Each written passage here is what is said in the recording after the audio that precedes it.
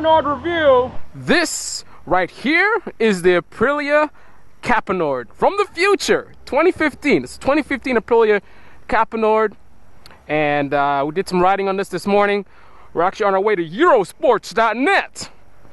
Eurosports.net we had on the channel before, and they have a lot of European bikes, Ducatis, Aprilia, MV Agusta, you name it. So we're gonna stop by there. They have a service center. It's always good when you're gonna go on a long distance trip like we are about to. Over 1,300 miles, possibly 1,600 miles in 2 days.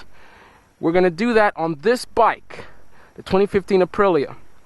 Now originally, I wanted to have the Hayabusa shipped over for the event that I'm going to, which is actually an exotic car rally event. It's Gold Rush Rally. So that was a bike I wanted, but I was having some back trouble because I've been sitting in the computer too long, not enough exercise. So at the last minute, kind of shifted up things, and this actually ended up being a good alternative.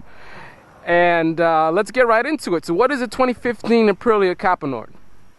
First of all, it's a bike that's going to make it a lot more sensible for me to do this kind of journey, considering that, you know, my back is a little bit sore just from the lack of exercise and all the computer work I do. So this is something that's, you know, a much more upright seating position, of course. I mean, it's a touring bike, handlebars straight out, not back, so you're not in that aggressive seating position. And a couple of things I want to point out that are really spectacular about this bike. The suspension. I got to point that out, suspension. Here you have the ADD system. You're wondering, attention deficit disorder. No. This is their dynamic suspension, so it's electronic suspension. If we take a look around here, you can see right there, see that? That's your suspension right there. This is for my microphone mount here. Get that out of the way. So right here, I'll bend down a little bit more. There's your ADD. So dynamic suspension here, electronically adjustable suspension, and I'll show you how that works in a second. So you're gonna have on this bike a sport mode.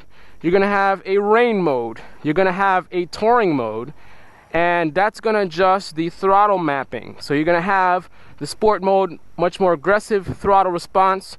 You're gonna have the touring mode, which is gonna be kind of in the middle, decent amount of power, not too much. And then you're gonna have rain mode, which is gonna be the most subtle of the three modes, which is gonna be suitable for rain, or if you're tired. This is a V-twin engine, so it's very torquey, as any V-twin engine would be. So you got to be careful about the throttle, how you play around with the throttle, because you know you can get a little bit of a jerky motion with it. That's just the V-twin characteristic, which is interesting because in a comparison between this and the Hayabusa is capable, keyword being capable, of being a lot smoother than this bike is. Because of the engine design, the Hayabusa is not using this torquey V-twin engine that's kind of jerky a little bit. Now, don't get me wrong, that kind of lack of smoothness is something that you tap into depending on your riding profile. You know, what are your RPMs? What are your speed? You know, what's your speed? You know, so those factors factor into it. So it's not something that, you know, oh, this thing is just jerky all the time. It really depends on how you're riding the bike, and also the throttle mapping, whether you have it in the rain mode, the sport mode, or whatever. But I would say in general, for the most part, doing your touring, the throttle, how the throttle kind of can be a little bit jumpy. That's not a concern at all. That's just something that, let's give you an example. Let's say you're in the local town, you're in sport mode, and you're not really paying attention to your situation. You're not paying attention to your RPMs and where you are and how fast you're going. Then if you get on the throttle a little bit too hard, you can get a little more aggressive of a response than you might like.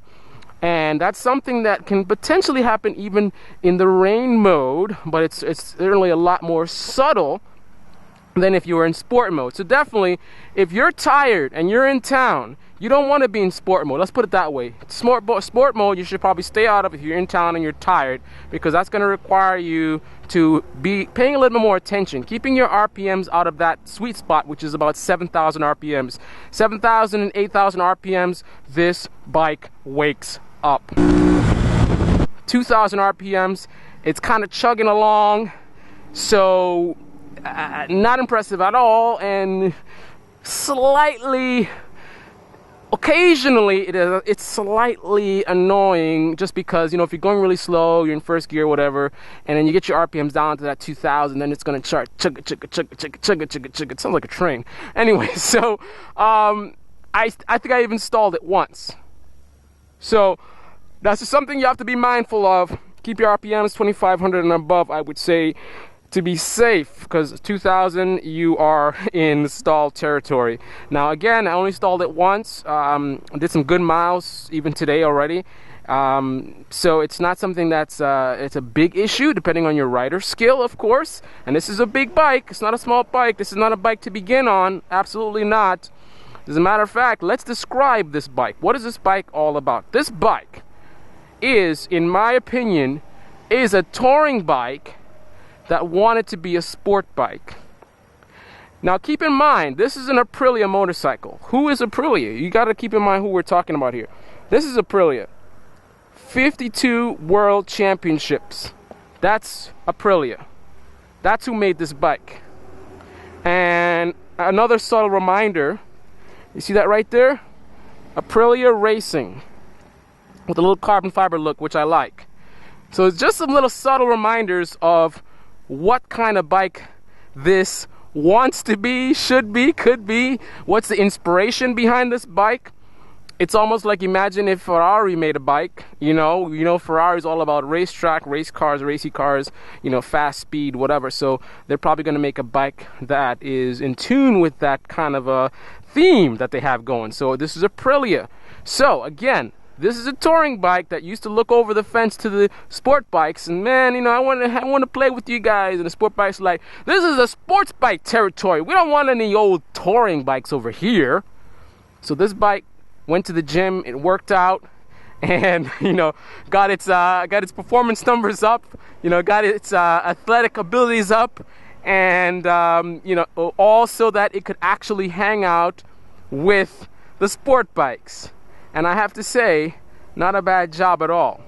But this is still a touring bike. So it's a touring bike that wants to be a sport bike, but it is absolutely a touring bike first, no doubt about it. I'll make some comparisons between this and say something like the hypersport bike, the Hayabusa. Hayabusa is really a sport bike, but because of just the design of it, the size of it, the weight of it, everything, the whole setup, it actually ends up being an ideal touring bike as well. Comfortable seat.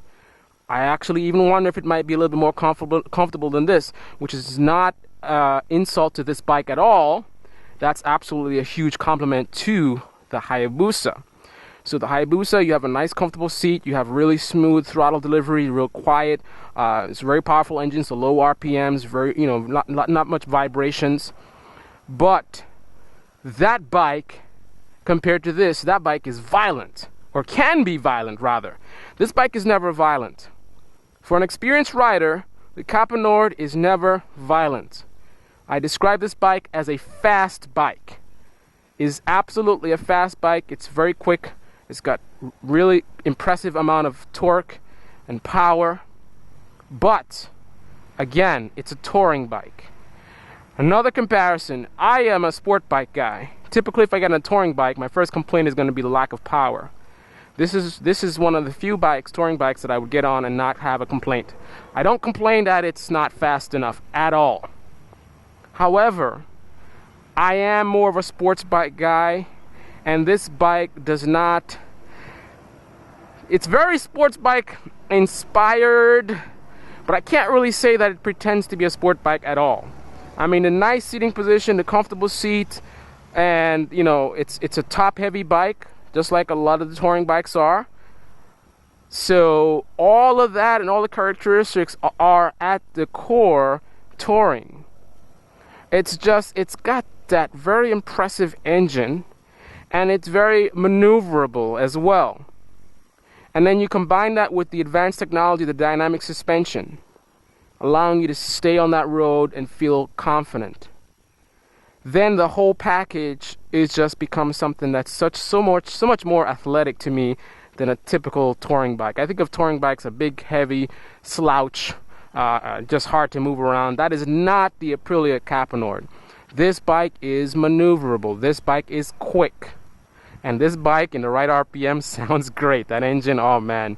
So, that is the Aprilia Caponord 2015. Now we'll go over this in more detail. I just want to give you a general overview. A couple other pointers I wanted to make. Of course, we said dynamic suspension. Look at the brake lines, braided brake lines, Brembo brakes, ABS. You've got the travel package, which comes with the cargo in the back here, which is, you can separate that. And of course, here's your rear shock on the side there. You also have the mapping, where what you do is while you're riding, you can actually change the mode, and I'll show you that later on. Comes with an X grip from Ram Mount. We're going to be talking more about the Ram Mount devices. These are actually excellent devices, and great time using these. I'll talk more about these in another video. You have the modes over here, where you can see all kinds of different things like your fuel efficiency and your trip time and all that good stuff right there, available to you at any time. You got cruise control right here on the right hand side, and you also have integration with iPhone, so you can put your iPhone here and you can actually have an enhanced display package available, where you can actually see things that stuff that you would see on the main screen, you can see on your iPhone, which includes also GPS. So I mean, it's basically an app that you'll have on your iPhone, and you can go page to page. You can go GPS. You can change it to show your RPMs and your throttle, your modes, and all that good stuff. You can see that right on your phone. So pretty cool.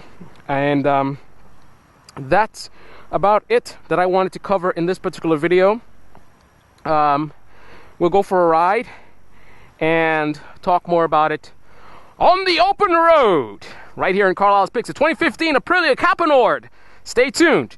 And again, we are on our way to Eurosports.net, and as a touring tip, I'll end this video with a touring tip. Whenever you're going a long distance ride, always have your bike serviced before you do so. Don't just, I'm not due for service for another 300 miles or what. Don't worry about that. You're going to go on a long distance trip. You don't want to get broken down in the middle of nowhere. Go to your service center, have your bike checked out to make sure that it is roadworthy for the kinds of miles that you're going to be putting on the bike. All right, be smart. You are watching Carlyle's Picks inbound for Eurosports.net. This is the first video of the review of the 2015 Aprilia Caponord, which means North Cape. Ah, you didn't know that. North Cape. So that's about it for this video. Definitely subscribe so you can see the future videos more. We're going to do some riding videos on this. We're going to have this on the highway with some exotic cars, Ferraris, Lamborghinis.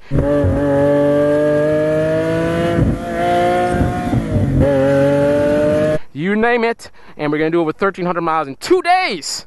Is that a record? I don't know. But we're going to really see if this thing is touring worthy. All right, you're watching Carlyle's Picks. Thank you.